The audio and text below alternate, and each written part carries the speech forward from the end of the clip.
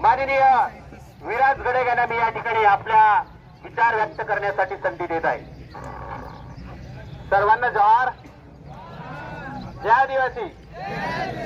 मला आज सांगावंसं वाटते की जी प्रस्तावना आदरणीय बेलकर सरांनी जी केली की 1 ऑगस्ट पासून आपली पोरं सुशिक्षित बेरोजगार पोरं जे आदिवासी विकास विभाग आयुक्तालय नाशिक या ठिकाणी आपली बसलेले आहेत आणि त्या उपोषणाची आमरण उपोषणाची फारशी दखल इथल्या प्रशासनाने आणि सरकारने घेतलेली नाही। मला असं वाटते आज मला इथे पोलीस प्रशासनाला, महसूल विभागाला, जे कोणी आलेले असतील प्रशासनाचे, त्यांना सगळ्यांना एक विनंती करायची आहे की बाबांना तुम्ही एवढा फौजफाटा आमच्यासाठी ठेवला, हाच फौजफाटा आणि इथे बसलेले आम्ही कशासाठी बसलेलो आहोत ह्याचा अहवाल जर पोलीस प्रशासनाने केंद्र सरकार व राज्य सरकारला दिला तर आमच्या भरती नक्कीच होतील, हा मला विश्वास आहे। 1 ऑगस्ट आता ऑगस्ट महिन्याचा आहे। 1 ऑगस्ट 2014ला जेव्हा जिल्हा झाला तेव्हा आदरणीय माजी मुख्यमंत्री पृथ्वीराज चव्हाण साहेबांना आम्ही काळे झेंडे दाखवले। आम्हाला पोलिसांनी पिंजऱ्यामध्ये त्या पालघरच्या त्या कुठेतरी आतमध्ये तिकडे आम्हाला नेऊन ठेवलं। आमची मागणी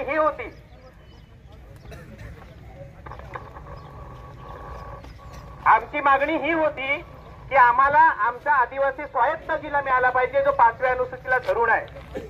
आम्ही सरकारकडे किंवा प्रशासनाकडे भीक मागत नाहीत। आम्ही सरकारला आणि प्रशासनाला हे सांगतो की आमच्या भारताच्या संविधानामध्ये ज्या संविधानाप्रमाणे देश चालतो त्या संविधानाच्या पुस्तकामध्ये लिहिलेलं आहे की आदिवासींच्या अनुसूचित क्षेत्राला आदिवासींचा स्वायत्त जिल्हा मिळाला पाहिजे। ही आमची प्रमुख मागणी 2014ला होती। 2014-15ला ह्याच ठिकाणी ह्याच धर्तीवरती आम्ही जेव्हा सर्व आदिवासी संघटनांनी जेव्हा हा हायवे रोखून धरला होता तेव्हा आमच्या 22 लोकांवरती पोलीस प्रशासनाने गुन्हे दाखल केले होते। आज मी वकील जरी असतो तरी डावणू कोर्टाचा आरोपी आहे।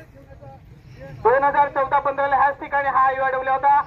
हीच मागणी होती, पेसा भरतीची मागणी होती आणि आदिवासी स्वायत्त जिल्हा आम्हाला मिळाला पाहिजे ही आमची मागणी होती। तेव्हाही सर्व संघटना मिळून हे असं आंदोलन आपण केलं होतं। आता महाकायचे बंदर जे आपल्या भूमिपुत्रांना नको आहे ते पण आपल्यावरती लादू पाहतायत। मला असं बीजेपी सरकारला विनंती करायची आहे की आज आपले या जिल्ह्याचे पालकमंत्री फक्त वाढवण बंदरामध्ये गुंतलेले आहेत, त्यांचा जीव त्याच्यामध्ये गुंतलेला आहे। या जिल्ह्याचे कलेक्टरांचा जीव त्या वाढवण बंदरमध्ये गुंतलेला आहे। मला असं वाटतं आमच्या पालकमंत्र्यांनी, आमच्या कलेक्टरांनी जर चांगलं लक्ष दिलं तर हीच पेशा भरती होऊ शकते, परंतु आमच्याकडे बघायला ह्या प्रशासनाकडे आणि ह्या मंत्र्यांकडे वेळ नाही आणि म्हणून मी ह्यांचा निषेध करतो।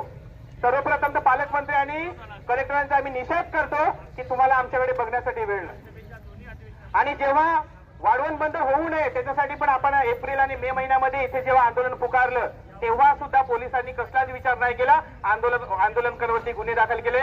दुसरा गुन्हा माझ्यावरती आताच्या एप्रिल मे महिन्यामध्ये झाला आणि मला अशी पोलीस प्रशासनाला विनंती करायची की आता आज आम्ही जे जमलेलो आहोत आमची पोलिसांबरोबर कोणत्याही गोष्टीबद्दल काय आम्हाला वाईट सांगायचं नाही, कारण की तुम्ही आमचे संरक्षण करते आहात, तुमचा आम्ही रिस्पेक्ट करतो। परंतु मला पोलीस प्रशासनाला ही विनंती करायची आहे की किमान इथे कोणत्या संघटनेची कोणते लोक आहेत हे चाचपणी करण्यापेक्षा आणि त्यांच्यावरती गुन्हे दाखल करण्यापेक्षा आणि त्यांच्यावरती FIR नोंदवण्यापेक्षा इथले लोक कशासाठी जमलेले आहेत त्याचा अहवाल तुम्ही इथल्या प्रशासनाला, स्थानिक प्रशासनाला, राज्य सरकारला आणि केंद्र सरकारला पाठवा आणि ही आमची भरती झालीच पाहिजे।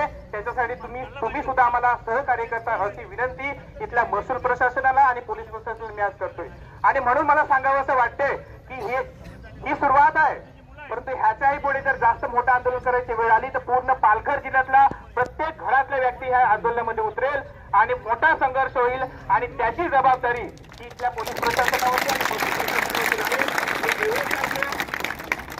आणि आमचीही भरती झाली पाहिजे। आमच्या जीवाचा अंत, आदिवासींचा अंत पाहू नका एवढीच मी सरकारला विनंती करतो आणि सरकारने ही भरती त्वरित केली पाहिजे आणि आम्हाला न्याय दिला पाहिजे अशी मी विनंती आज या रास्ता रोको हायवे बंदच्या आंदोलनाच्या माध्यमातून मी सर्वांना करतोय।